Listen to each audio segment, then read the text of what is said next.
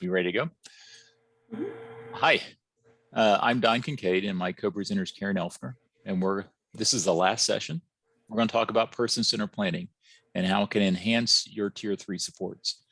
I recommend that you look at the other 2 sessions in the K strand to understand basic and comprehensive FBA BIP approaches to supporting students, but this is an approach that tells us how person-centered planning can really enhance what you're doing. So our goal here is to cover a couple things with you. So if I can get the screen too, though, is first to realize your expectations stay the same. Since this is the last session, we're not going to talk much about these. If you haven't figured it out by now, you're in trouble. But I think your chat and polls, please, in the polls, you can ask us any questions. We'll have time at the end to answer those. And you have time to chat with each other too in the process. You still have support if things go wrong, but we also have Lauren Ivanovich here, and she can help you out if you're having trouble with sound or something else, maybe give you a couple of ideas of things to try.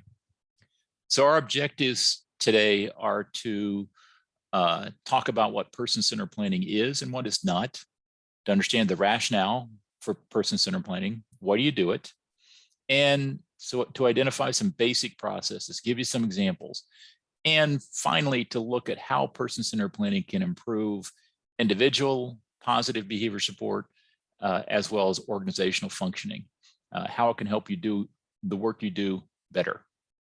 So person-centered planning is a way for a group of diverse people to align their vision, purposes, and goals.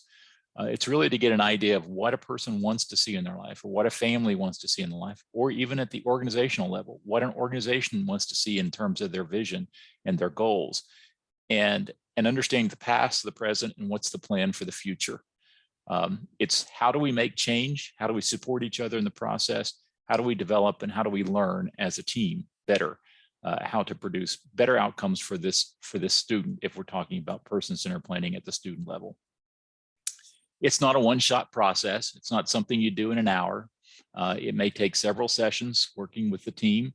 And that's just to come up with a person-centered plan. It takes more time to actually implement that across someone's life and across multiple environments and across multiple years. It doesn't fix all the problems. It's going to identify a lot of complex situations, systems issues, and organizational problems that need to be addressed. It's not something you do and then put in the closet.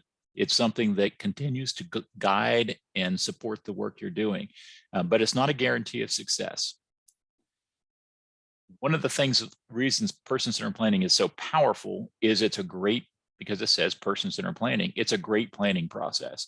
It really helps you get together as a team to make sure you have consistent goals, you're on the same page, and that page happens to be what that student and that family wants to see in their life, which is really important.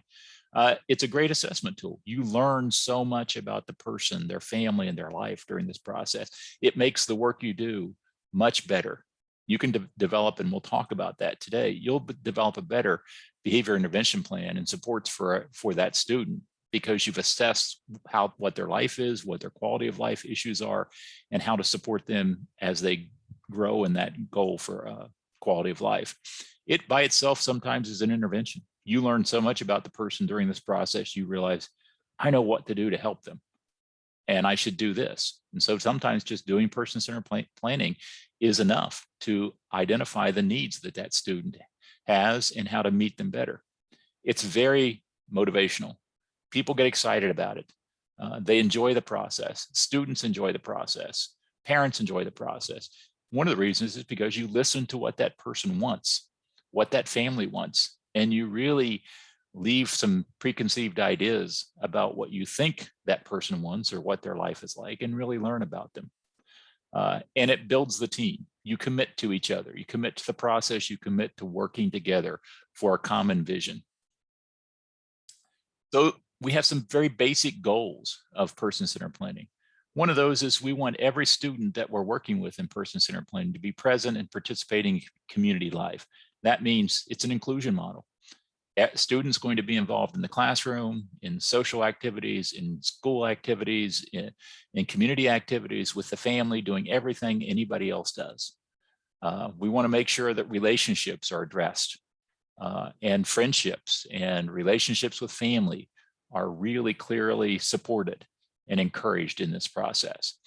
Most importantly, I think in the process is that the family and the student get to express preferences and make choices in everyday life. They get to tell you what they want. You'll see some examples of that in a little bit. And it's our responsibility to see, well, how can we help support that family's desires or that student's desires, and make choices in everyday life. We also want to make sure that that student begins to fulfill respected roles and live with dignity. What's that mean?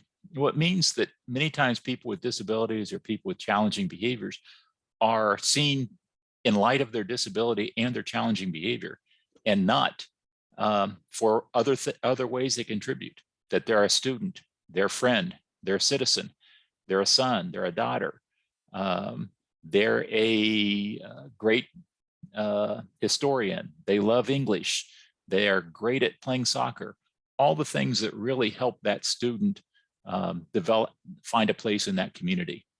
And finally, it's an opportunity for everyone to develop their personal competencies. What we mean by that is everyone grows in a person-centered planning process. They personally grow and they help the team to grow and the individual. One of the reasons that person-centered planning is so important is it focuses on the person's needs. It gets us out sometimes of thinking, well, here's what the school wants, here's what the family wants, here's what the social agency wants, here's what the counselors want, here's what the medical doctors want. It's what does that person need? What are their wants? And it also builds that team approach, and it also broadens your support. It's not about, I'm going to develop, my job is to develop a behavior support plan, and here I've written it up and it's perfect and it's wonderful and you'll go do it. You really begin to realize, does that behavior support plan really help them make friends? Does it help them learn to play the piano? Does it help them become a truck driver, which is what they want to do long-term in their life? Or is it just trying to get rid of a problem behavior right now? I think person-centered planning also fundamentally changes the participants. They come together as a team, they have a shared vision, they aren't feeling as frustrated with the person and the situation and the behavior because they understand it better and better how to support them. And that's what you're going to find is you're going to have better supports that fit the life of that individual in this process. So person-centered planning is done with a series of frames or activities to help us understand the person and how do we work together to make things happen in that person's life. Usually it's chart paper. Sometimes it can be a big, long butcher paper that you just roll out on the wall. And you assemble a team that knows the person well and is desired by the person. They get to choose their team if they're older students, not, usually we don't ask a 2-year-old who they want on their team. But, if you've got a teenager or a preteen or someone transitioning into adulthood, even an adult, they choose who they want to have on their team because these are the people that are committed to their life, committed to supporting them and helping them in their life. And we want to make sure that those are people that really know that person well. Sometimes we have a lot of teams that come together for students that are very challenging, but those are people that have authority. Those are people that have power, but they may not know that person very well. So we want to make sure we have a team that really looks at what that person needs, cares about that person, and cares about their outcomes in their life. So that team is committed to action. It really looks at what can we do to support that individual, not necessarily the system. Sometimes what you find is they come up with strategies to address the needs in that person's life, and they aren't really the normal systems approaches. They're not really, oh, well, we have this program for this student, but the program's not what he needs. He needs this. How do we make that happen? Not the program. And really looks at the influence of individuals on that focused person's life. So there are lots of different approaches in the past. We've had individual service design. This is 40 years in the past. Many of these processes still being used or being adapted in some way. Personal futures planning and maps and circles, then essential lifestyle planning and a paths process. We're going to show you some of these processes that have been in use in the past and are still used many places, or adaptations of those. We'll actually share an adaptation of several of these with you as we go through this, this session. But we've had a long history of this, and it's really an important contributor to what we do to support students with behavior at Tier 3. You want to go ahead and go with this, Karen, or is it? Yep, I'll okay. go. All righty. Okay, so that's a little bit about the process generally, and I'm going to show you a couple of different processes, and we'll see there's some commonalities to the approaches, and then we'll kind of share with you. Don will come back to Don, and he'll share with you an integrated process that we've used in Florida around individual students. So if you want to go on, I'm going to show you the first one, and that's making action plans, or it's also called MAPS. So, oh, you're using the other PowerPoint. We go. I'll skip that. So, the MAPS is it's a pretty simple process. Some of them have lots of elements, and the MAPS is pretty straightforward. It starts with the story, or kind of your history of the individual. So give us the background of the individual, and then you go to the dream. You'll notice that every one of these approaches includes a dream.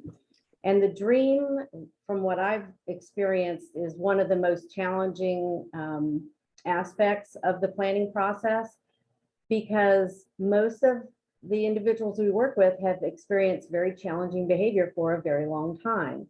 And what brought everyone to the table is the challenging behavior and the troubles that it has brought, and the hopes to kind of reshift the focus and create a life for this individual. And to be able to even think about what possibilities there might be is a big leap for those people, because all they've thought about was and focused on was the problem for so long, that to be able to conceptualize what life would be like in a positive way, and in a dream and a future that's positive and hopeful, and full of the things that they have maybe not allowed themselves to consider because of the way that their life has been so challenged. So the dream, and then the nightmare, which is what they're worried about. It's the barriers to reaching the dream, and the nightmare is usually pretty easy to come by, and that's why we do the dream first, because often the nightmare is what they've lived, it's the challenges, it's the barriers to being able to achieve the things in life that they want. And then we'd go down to contribution, which really is more about what do you want? What does this individual have? And what are the capacities and the interests and the skills that could help to take us to the dream? And then what will it take is, what are the supports? Who are the people? What are the steps that we'll need to take in order to reach the dream? And then you can step into some action to make that happen. So this is an illustrated dream. You'll notice that in every one of the person-centered processes, illustrations are the center. So there are very few words in most of these. We tend to, in our process, when we've used them, we use a lot more words. I think we don't have a lot of really creative people on our team. But it's great if you have people who are very creative, particularly if your focus individual is not a reader. Well, you want to be able to communicate what you're trying to convey in a way that everyone in the group can understand. And so visuals help to do that. Another aspect of planning could be using personal profile frames. So we're going to give you an idea. Personal profile frames, there are some basic frames that are often included, and these are ones that respond to these types of questions. And when you use personal profile frames, you might use some of them. You're not necessarily using every single one of them. You may organize them or present them in groups, like maybe you might start with about the who's there, and then about the individual, like what's important to the, who are the people who are important and involved in that individual's life. So you might group the frames, so that this is sort of overwhelming, all of these questions, but we're just doing this to give you a sense of the kinds of questions that might be brought across in your profile frames. So your some additional frames that might happen is, what are the major themes? So the major themes frame would come after you've viewed or gone through and established the maps of the frames prior. And then you kind of look back across those different frames and you identify some themes.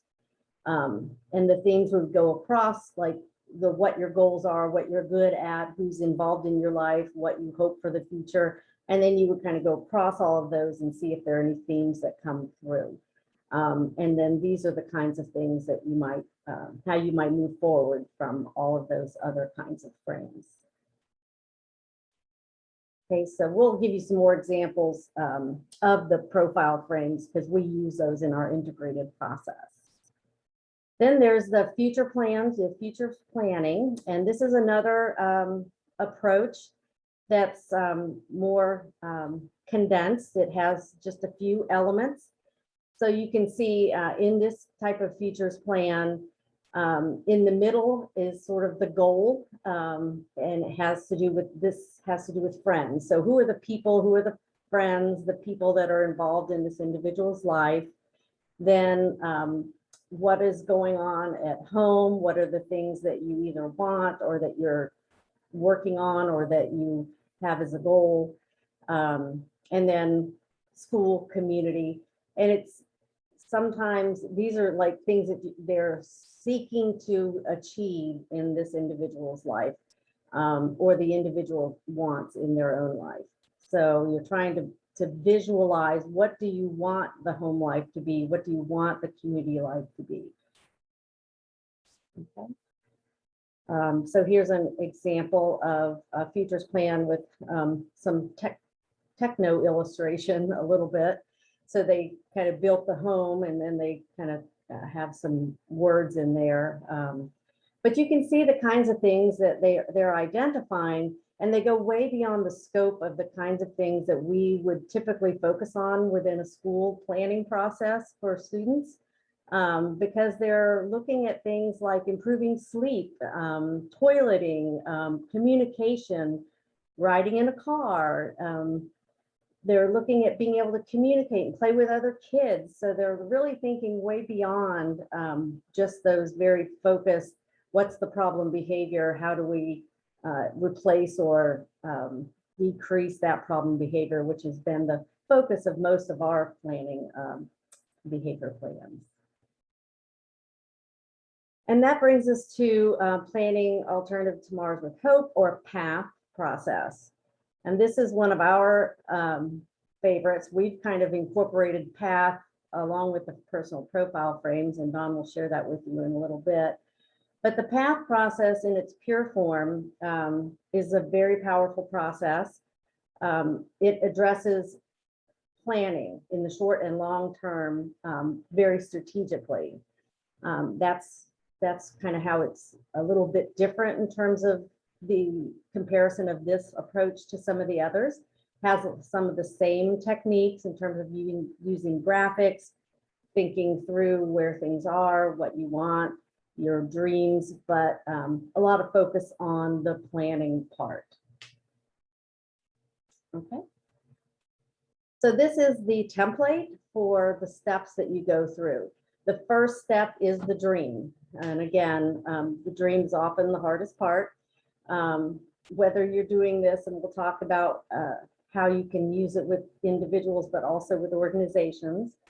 And dreaming is the challenging part. We're at the student level, we have typically been very focused on eliminating problem behavior and getting ourselves and the individual and their family members to think big and broad, and life improvement can take some facilitation and some prompting and some there's no judgment.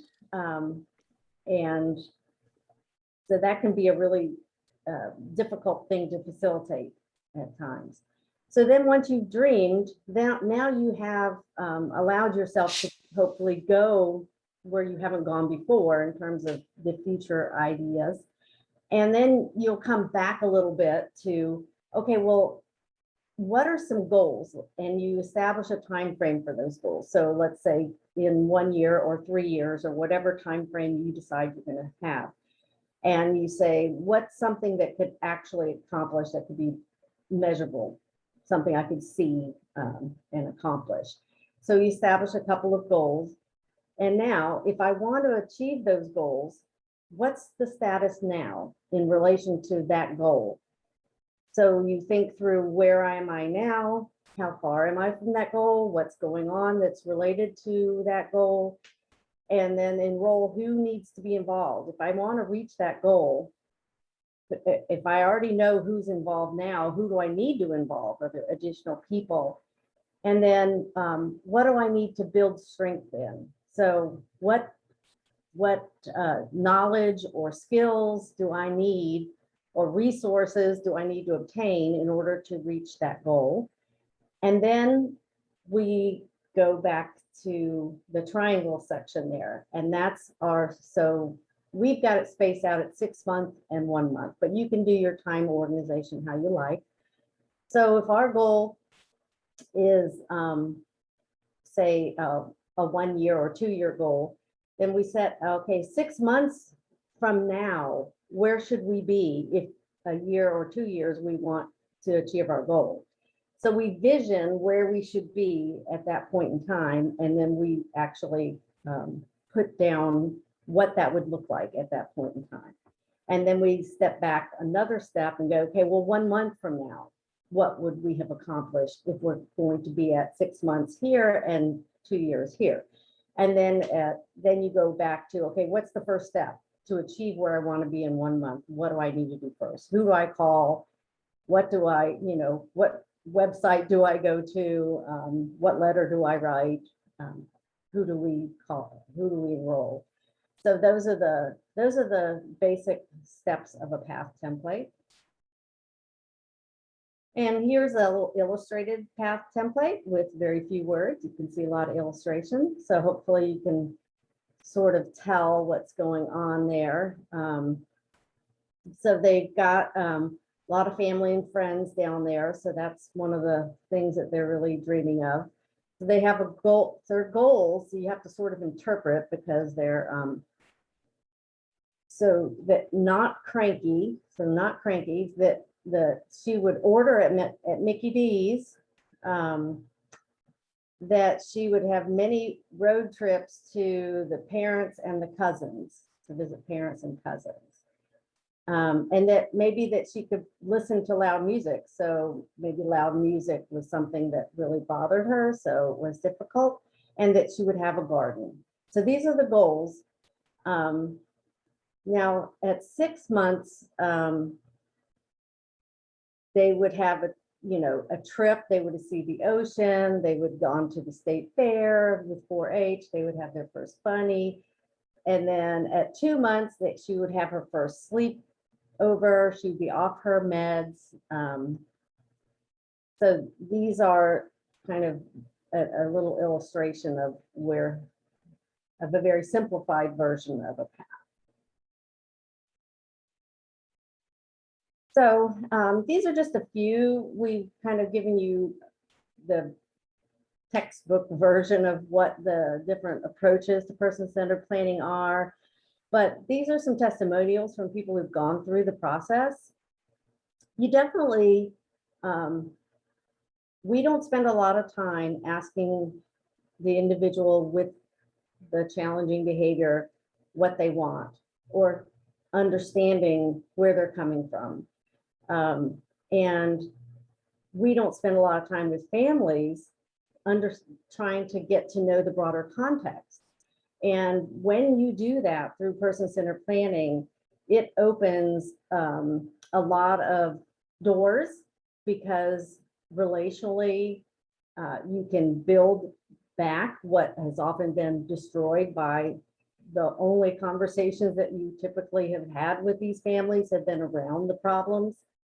And now you're opening it up to other things. You can learn things about the individual that can change your perspective.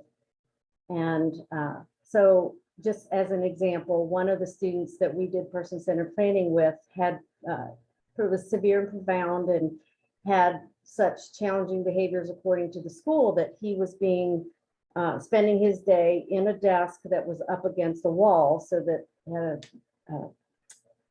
he couldn't get out. So he's basically, stuck all day. And at lunchtime, 3 staff members stood around him as they walked him to the cafeteria, and they put him in a similar situation while he ate his lunch. And then they walked him back to so the concept that they had was that this individual was not capable of moving about in the school independently without risking physical harm to himself or others. And that was his state of being. And when they went through the planning process, and one of the frames was, where do you go in the community? And the parents, the family members were saying, well, they go, they were part of a remote control airplane group that went every weekend to the park, and they were part of a bowling league, and they went to Denny's once a week, and they went all these places, and the staff at the school just couldn't believe it. They said, and he goes with you? And my mom was like, well, where else is he going to go? He's always with us. So just that explanation and having this shift of thinking, wow, this individual is capable of just being in the community and engaging in places without that kind of structure. By the time I went in to take some baseline data, he was just sitting in a regular desk like all the other students, and with no other intervention except that they learned about what he was capable of in the community through the person-centered planning process. So you just never know. But so thinking, it allows people to think of the individual in a much broader sense. You get a very narrow picture of someone in a school setting with the kind of narrow communication and information that we tend to get. Okay, so I think now Dawn's going to share our integrated planning process. Thanks, Karen. Yes, we will talk a little bit and share with you some frames for a student we had several years ago, and we'll talk specifically about how this process has some of the same frames you just saw that we pulled together, but also how the information gathered from that directly impacted the support plan that was developed for that student, and why why this is really critical in the discussion we're having today. So our approach that we were using within our Florida PBIS project for that student that needed intensive supports was very similar to what you just saw for the path, but it pulls some of the frames that we really liked. So it's kind of a connect the dots here. We're starting with a dream, but then we want to look at a different way of approaching it. We would go dream, start with people, places, health, history. We learned all about the student or the family. And then we talked about the goals we wanted to have after we learned about that student and the first steps in that process. So we're going to share with you some specific examples of what that looks like for a student. So this is Brittany, and this is her person-centered plan. So what we did was to try to give the frames ahead and a little description to each participant in the team process ahead of time so they could be thinking about it. We want folks to sometimes come with some notes jotted down or some things they want to make sure, so they fill out the frames independently, and then they share that information. You share the information with a team, and they share back what their concerns are, what their hopes are, what their fears are, and together they really learn from each other what this student might need. And again, the participation of that student is really depending a lot on the age of the student. in a person-centered planning process with a young child, the family is really important to get their perspective and to get their feedback and get their ideas. For an older student, we want to listen directly to what they're telling us they want their life to be like, especially as they're transitioning to adulthood or post-education. We want to make sure that what we're doing supports what they want to see happen in their life. So here's an example of the dream for Brittany, shared by her family and by school personnel. Everything you can see: having friends, being independent, sleeping over at a friend's house, going to a birthday party. You know, big concerns about go to college, stay in grade level, be included. The family was really concerned that she was in an inclusive setting, but the school didn't want her included. They wanted to put her in a self-contained educational setting. And they really wanted to make sure that she lived healthy, and all of these kind of things you can see from the dream. You can see the people frame, not an unusual people frame for a young child. They've got lots of family members and friends and in the community. She's very, very active. For some individuals that we do the people frame with, one of the things that hits them as a theme for all the participants is the person may not have any friends. They may not go anywhere in the community. Those are critical themes that people might see. Here's an example again for Brittany. She's very active. Her family is very active. She goes everywhere and does everything. The family would like her to do more of that with friends and with other students from school. Right now, she's doing all this with her family. We wanted to share some health issues. We're not going to go into great detail on health, just what are the positive and negative things. I've been in many situations where this is the first time maybe all the people on the team really understand, for instance, that she has a hearing loss or that she has a heart condition. In this case, they didn't know that she had a heart condition and were concerned, the school did, that they needed to make sure they addressed physical education class and some other things. So it really was important for them to learn that information during this process. We look at the history. And this is again shared mostly by the family. They know her the most. They've been with her since the beginning, since birth. And so they talk about all the different things that have impacted her along the way. This is a really critical frame because for a lot of individuals, it brings up a lot of pain. It brings up trauma that they've experienced. I've had folks that talk about they went here, then they went here. They've never stayed in one place for more than 6 months. That's an important piece for the team to see because it gets them to coalesce around the fact that for this person, we're going to be there for them. We're going to be there for them for the long term. You also begin to see some of the things that shape who they are and how their behavior might be occurring, such as a hearing loss and speech therapy and having a difficult time communicating. Choices is a great one too. Again, the personal and academic choices for this child. One of the things you see for a young child in first grade is these are not unusual. She has the same choices everybody else does. That's pretty good. Sometimes in this frame, we see students aren't given those choices, like what Karen was describing. The student had very few choices provided in the school environment. Well, we know that providing choices is really important for quality of life and positive behavior. So we want to address that very clearly in this process. We want to talk very clearly about what gains and loses respect. What are their behaviors that people really, really like, and what are those behaviors that are concerned? And we usually start with gains, talk about things that loses respect, and then go back to the gains respect. So we leave on a positive message. This is an important frame sometimes for families because many times when they're engaged in a meeting with school personnel, it's always about a problem. And they don't realize that the teachers and school principals and counselors see that she's smart, she has a great sense of humor, and she's friendly, and she's got a great memory. And it's important for the family to realize, hey, you like her too. You like my daughter too. We weren't really sure because every time we talk to you, there's a problem. It's really important for us to make sure that we have positive communication with families. We also have a frame about what works and what doesn't work for this student, for Brittany. And it's just some very simple things that she likes the computer. She likes to go to the library. She loves chocolate.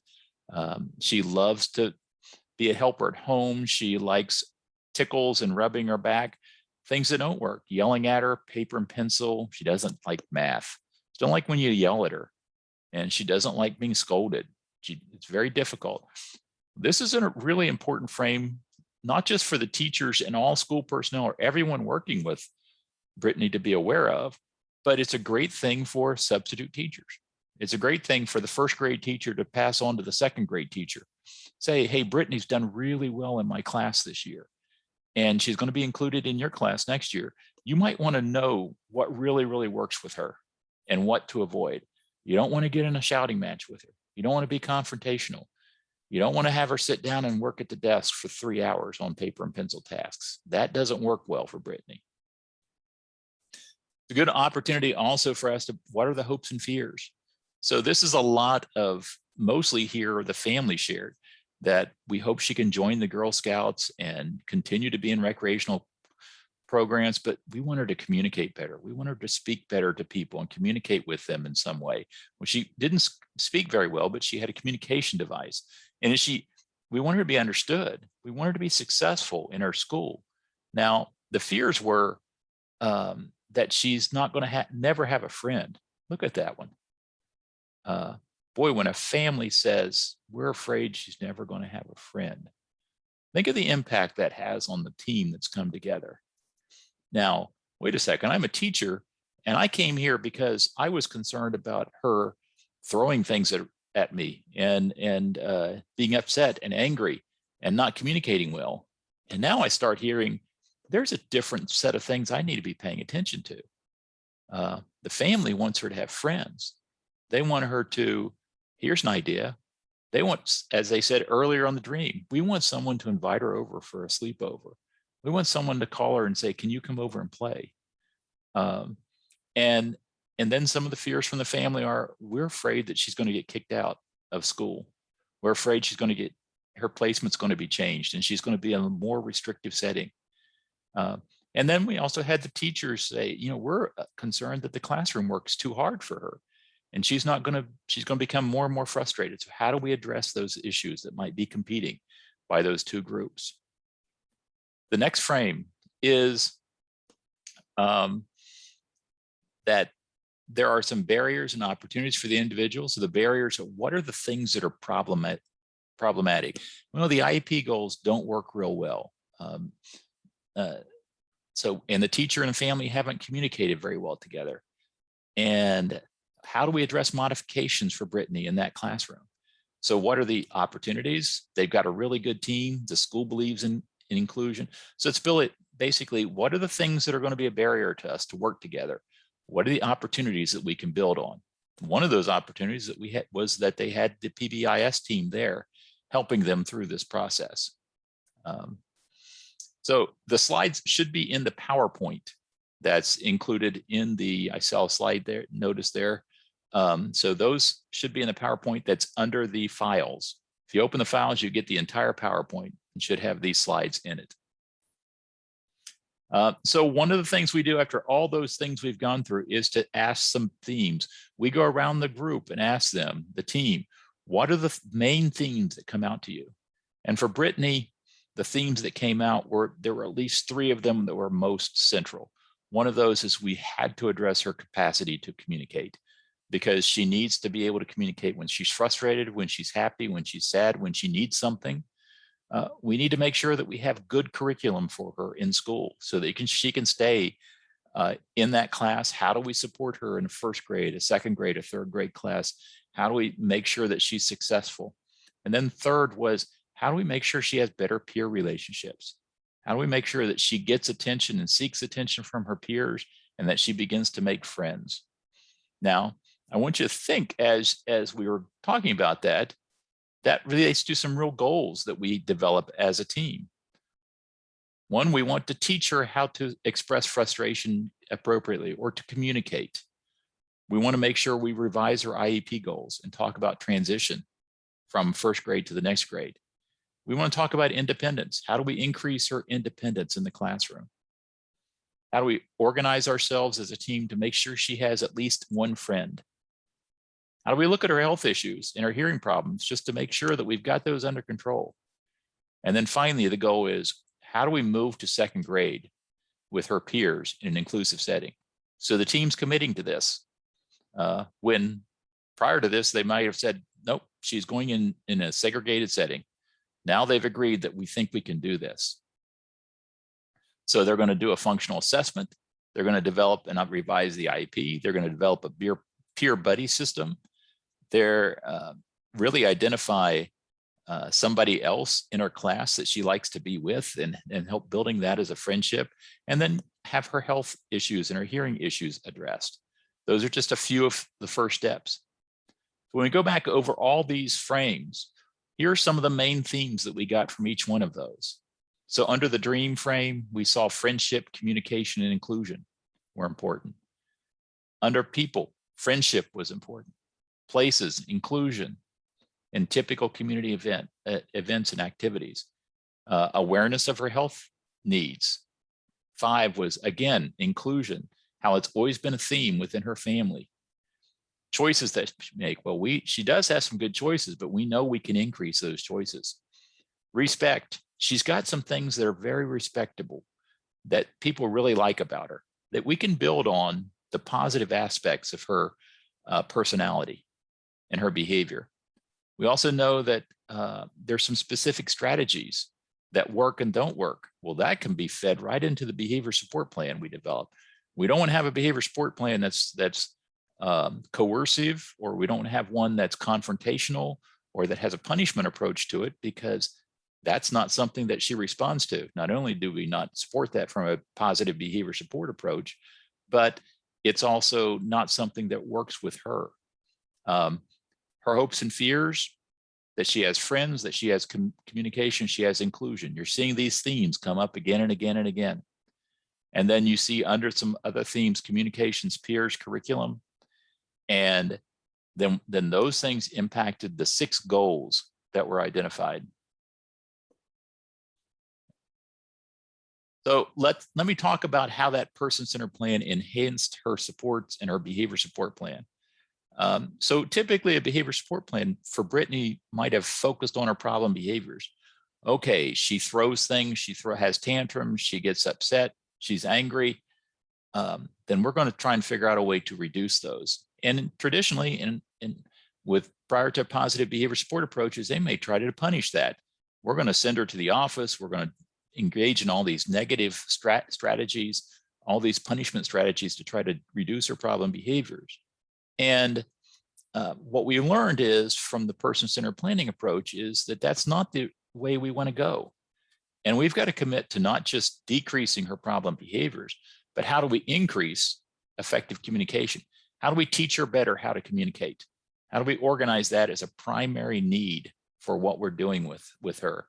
And then a sub-level there is, how do we make sure we build friendships? You know, if we hadn't done a person-centered planning process with Brittany, we probably never would have addressed in her behavior support plan friendships and relationships. We would have thought about, oh, communication. If she could communicate, she'd be fine.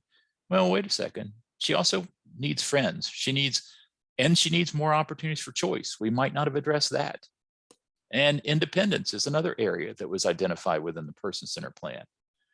And then we would have maybe not even realized the educational issues that we needed to in terms of the IEP and the curriculum that might need to be modified, and how do we support the kind of educational support she needs in her classroom. And we wouldn't have been aware of her health issues and how that might impact her communication and behavior. And we wouldn't have committed as a team to keeping her included in the general education setting. We might have traditionally said, well, we're going to engage with it in this very punishing approach for her, and she needs to go to a segregated site. No, we have a very different approach to supporting her based on the person-centered plan that was developed. So I hope you can see how person-centered planning can lead to some very specific information that enhances, it makes behavior support plans better. One of the leaders in the positive behavior interventions supports field many years ago, he's passed away, unfortunately, once said that he used to do behavior support plans all the time for students, and he didn't believe in a person-centered planning until he tried it. And then he realized it totally changed the way he approached the needs of individuals. It totally changed understanding the person's perspective, what they needed, developing a team, really understanding the broader quality of life issues and how to make those things happen.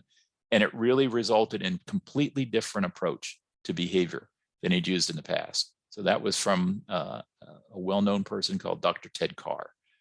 And we learned a lot from him about positive behavior support, and he learned a lot about positive behavior support from person-centered planning. So I'm going to turn it back over to Karen at this point. Okay, I'm going to give you an example, an illustration of how you can use the PATH, the Planning Alternative Tomorrows with Hope, at an organizational level.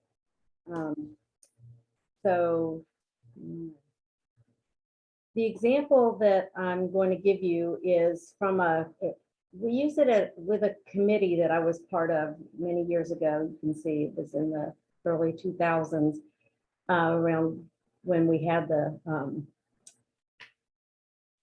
goals 2000. I don't know if you remember those, but it was just a random group of concerned educators, parents, people who were in family involvement, just kind of an informal coalition. We didn't have funding. There was nobody over us.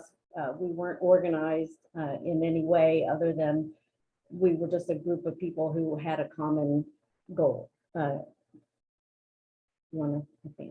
So these were some of the people who were on the committee, worked for or were part of these types of organizations. So some of them were in the school systems, most of them were school system, university system.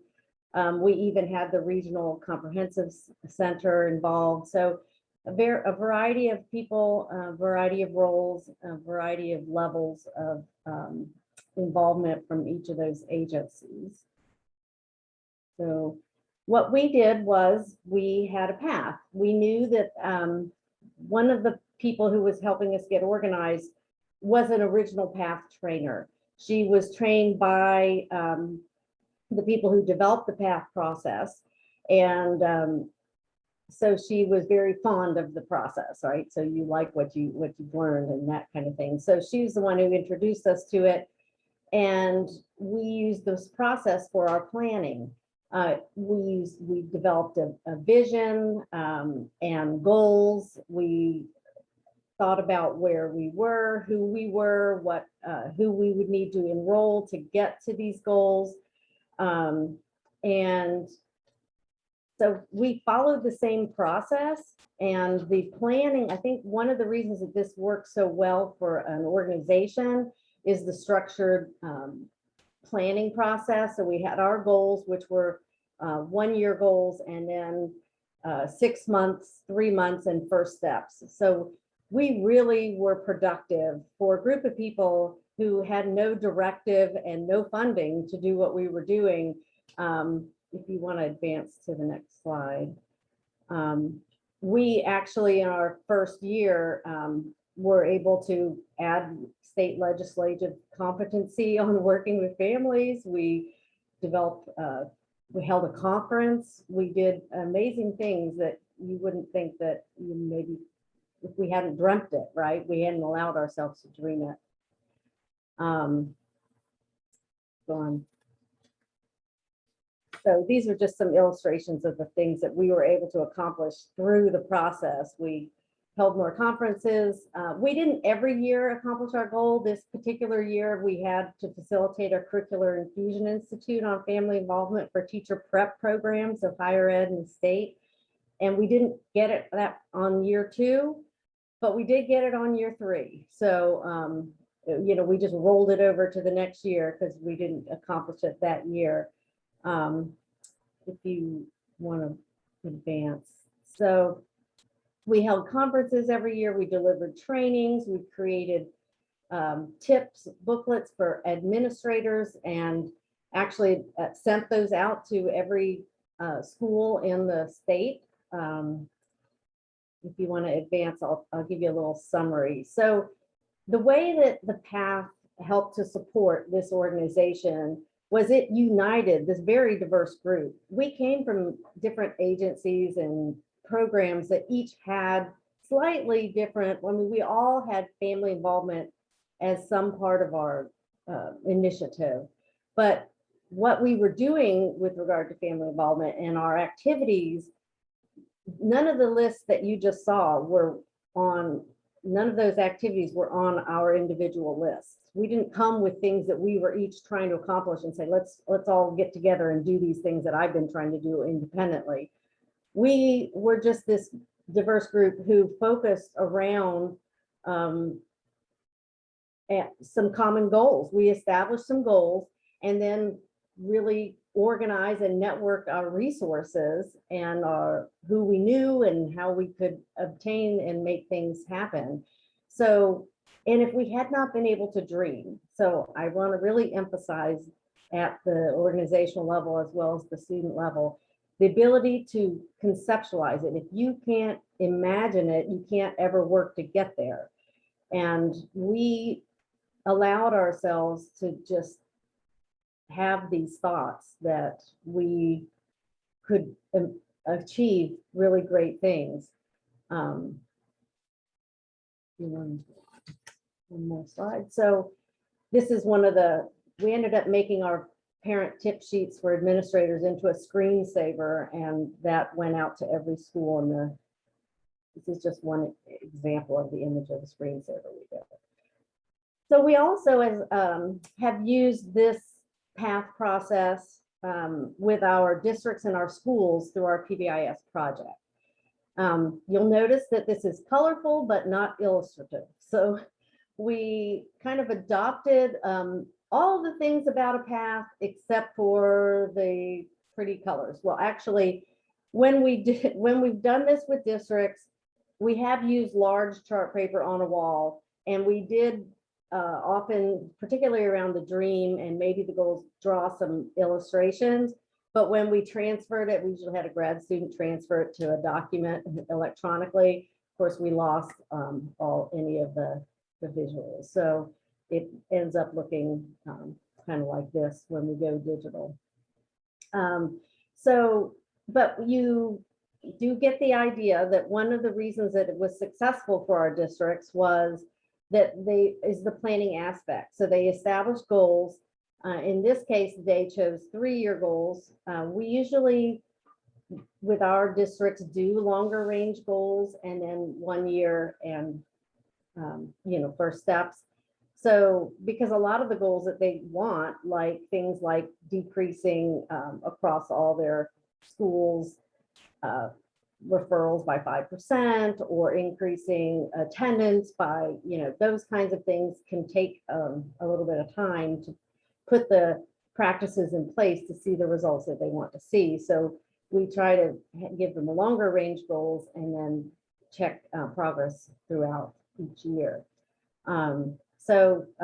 But it's really been helpful also because they really emphasize where they are currently, what practices they have, what are the initiatives that they have. This was one of the first times that we really were able to get districts to comprehensively think through all the kinds of things that they had going on that were related to PBIS, and were able to kind of think about what makes sense, what are we doing that may be redundant, that we maybe don't need to do anymore, and those kinds of things. It's also really helpful for enrolling. So when we think about the goals, then do we have everyone here that's necessary in order to make this happen? So they had some goals around really increasing, they knew buses and bus behaviors were a problem. So they had a goal to increase collaboration between transportation and schools and to decrease incidences on the bus. So they really needed to enroll transportation.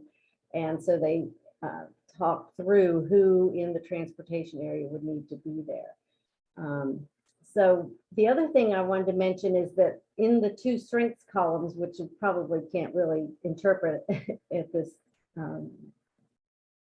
time, but we broke out some of the topics from the TA Center's district implementation scheme.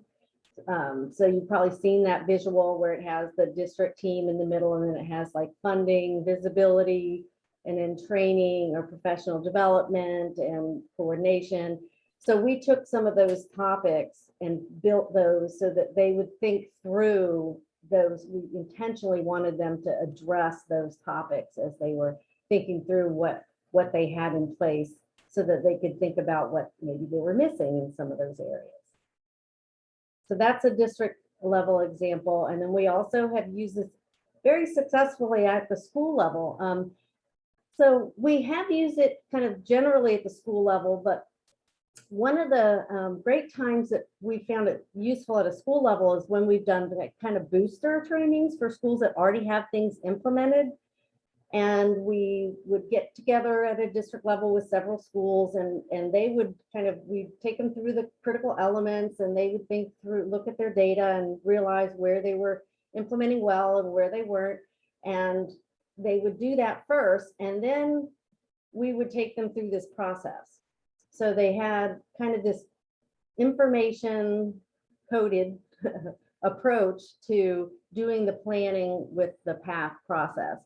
So what is their vision for what they want their school? So they had a dream down here, and the dream and the vision for schools is a really valuable tool. And we encourage schools to do that, not just with maybe their leadership team that does their PBIS leadership team, but to do that with their entire faculty, because establishing your vision and your dream for your school and what you want that to be should really be something that is cohesive and reflects a broader portion of people's vision. So then they establish their goals, and often at that point the goals had to do with how are they going to get the outcomes that they maybe aren't seeing with their data, or how are they going to get the implementation levels that they have not yet seen in certain critical element areas. So that's how they would establish their goals. They would think through, where are we now, and what do we need to do? So who do we need to enroll? What other resources do we need to incorporate? And then what would be our where would we be, 3 or 6 months from now in the first steps? So this has been real helpful for use at the school level, particularly with that annual kind of planning to reflect when they're reflecting on how they're doing with implementation and outcomes. So what did the PATH do for districts and schools? Very similar to what it did, what it does for individual students and individuals. It brings consensus around goals, and it gives you a focus. So, and it allows you to think broadly because of the dreaming aspect of it.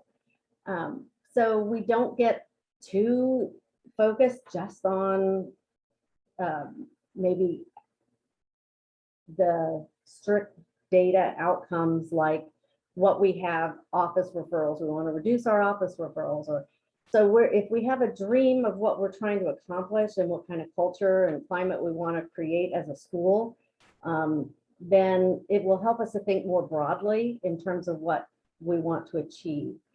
So it also helped the teams to identify gaps in terms of where they were and where they wanted to be, and help them to build in the steps to make that possible and to make that happen. So really the PATH process, the advantage of PATH over some of the other is that planning aspect to it. So it sets up that process that makes achieving your goals practical and possible.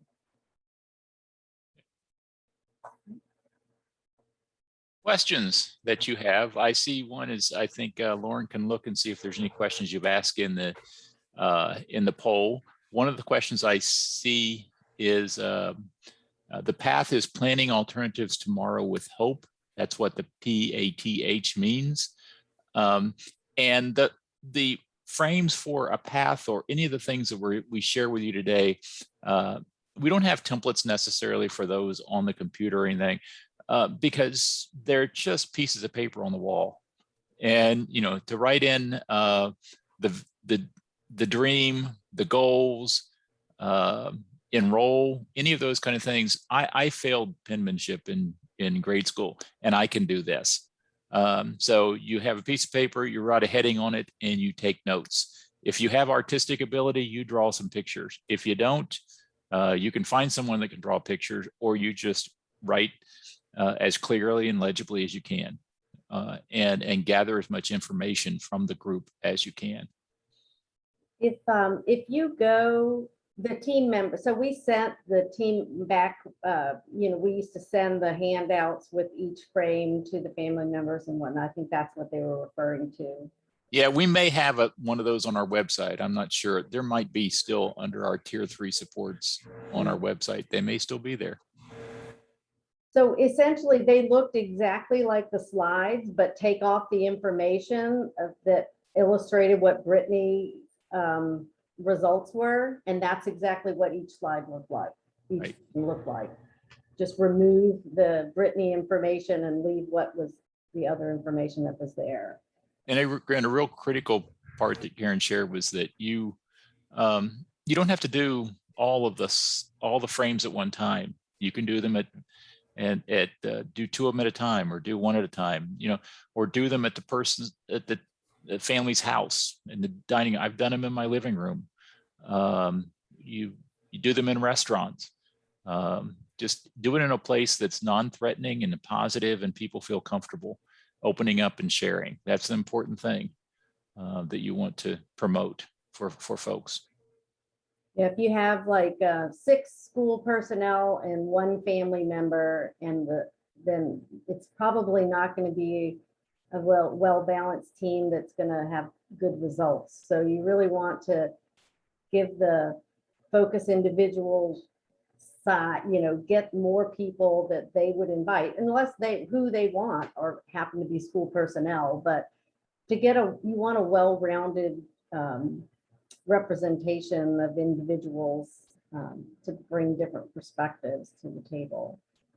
We've even done them where they've been very contentious, and we've had like the mediator is part of the team.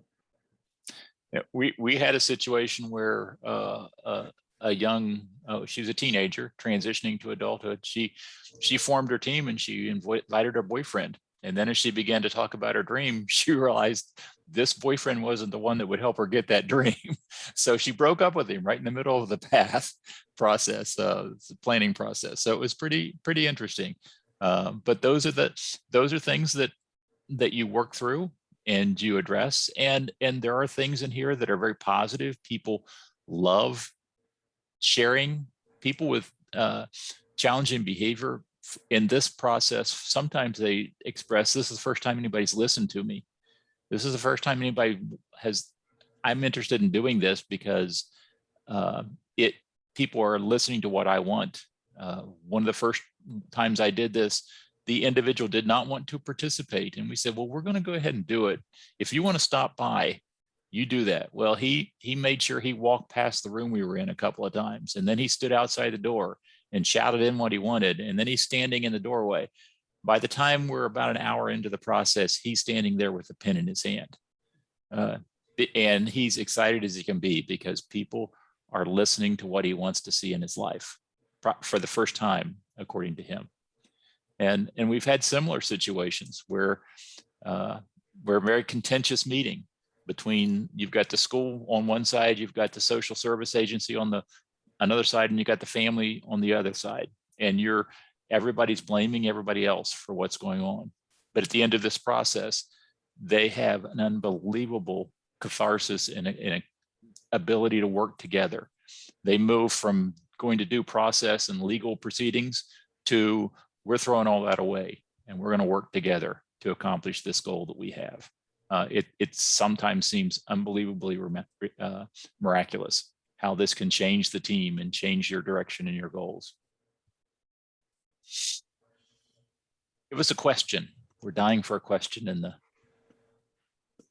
the polls.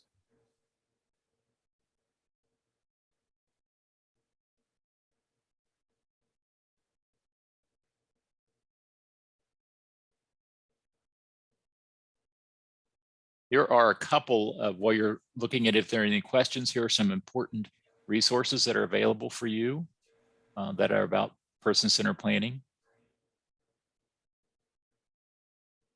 And don't forget to do a session evaluation, but we're not done yet. If you have some questions, we'll be happy to. So I see Lucille has said, how's it similar or different to wraparound?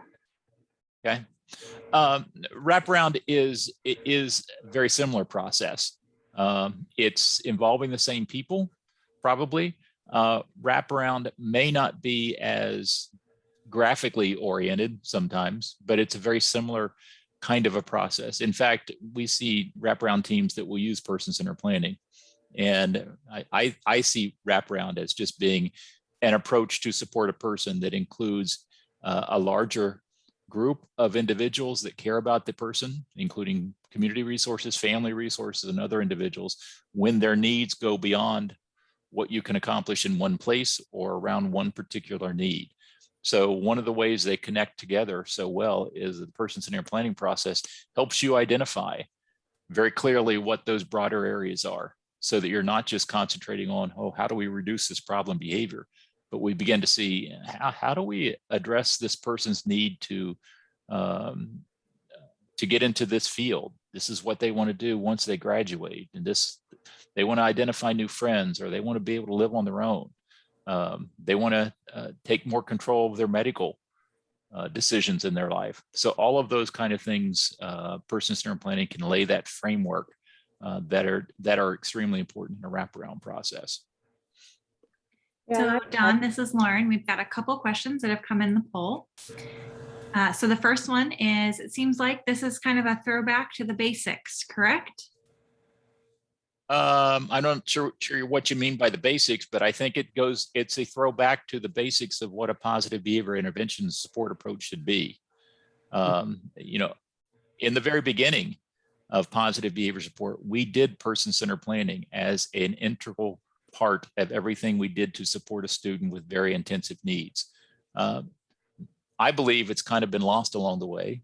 And I think it's an important strategy to get us back to understanding the person, their environment, the context of their life, and what they want to accomplish in a better way, so that we can have better behavior intervention and support plans for that student, as well as better quality of life outcomes, which is based. And when you go back to the basics, that's the basics of what positive behavior intervention supports was built on, was how do we build quality of life for people?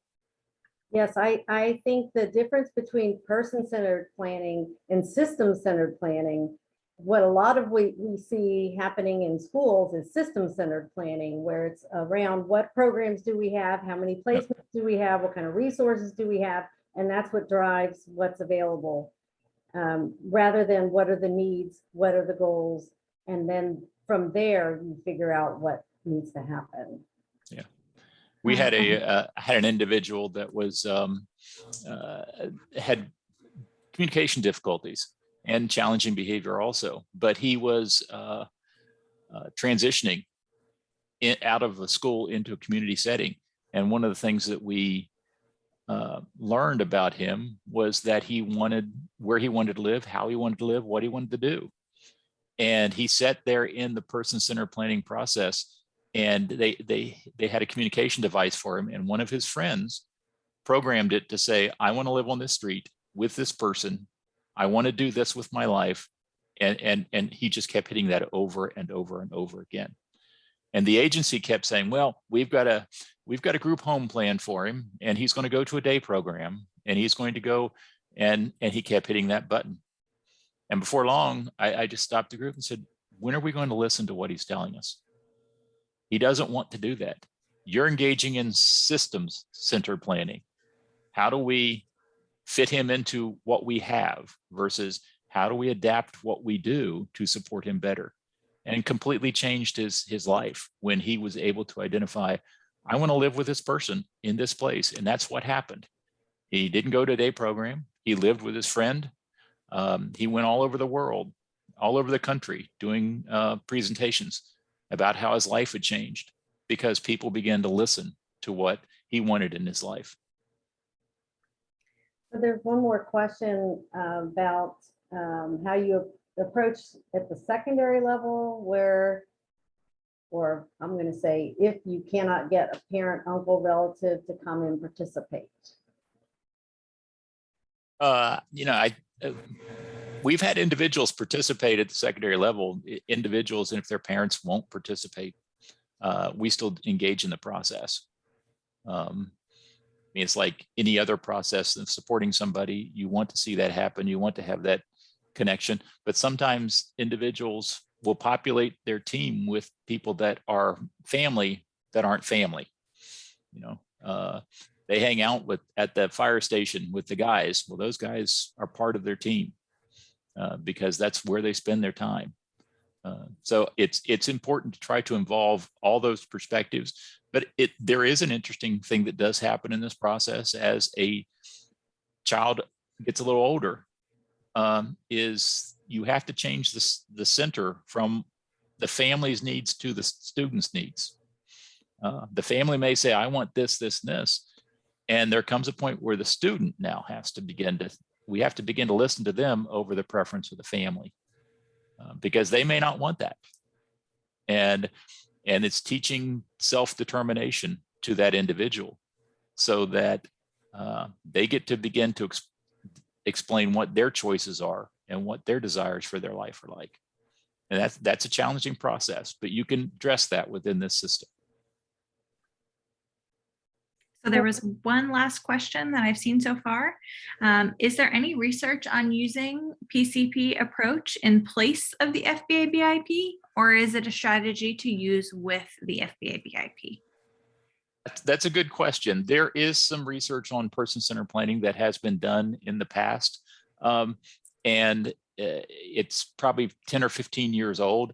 The person-centered planning is never intended to take place of an FBA BIP. The way we recommend doing it is that it's done to enhance, to give you better context for having a better FBA BIP. Now, as we said, and as Karen shared, sometimes you identify things within the person-centered plan that make you go, I don't think this student needs a functional behavior assessment. I don't think they need a behavior support plan. They need a friend. And that's maybe a different kind of a set of strategies than we're used to doing within a school, but those are the kind of things that you can identify within this process. Yeah, I've seen a couple of articles. I know Linda Bambera did one on the multi-component that included person-centered planning as part of the PBS process. But I don't, and there's some evidence of outcomes of person-centered planning, period. So those are two things that I am aware of in terms of the literature. And I also think about it, it's not really an intervention, it's a planning process. And we have lots of planning processes we use that may not have research basis supporting them. I'm not sure that IEP processes many times have research basis supporting them, but it is what's been established to assist the team. So what we've done is develop these kind of approaches that help us and the evidences and the outcomes for the individuals and families. Looks like the questions have wrapped up on both the polls and in the chat, but lots of thank yous coming in, and great job to both Karen and Don. Well, thank you all, and good luck, and let us know if you need any more assistance or information about person-centered planning. Thanks for hanging in there to the end. And please remember to take the evaluation. Yep. All right. Thank you all very much. Have a great rest of the week and good weekend coming up. Bye-bye.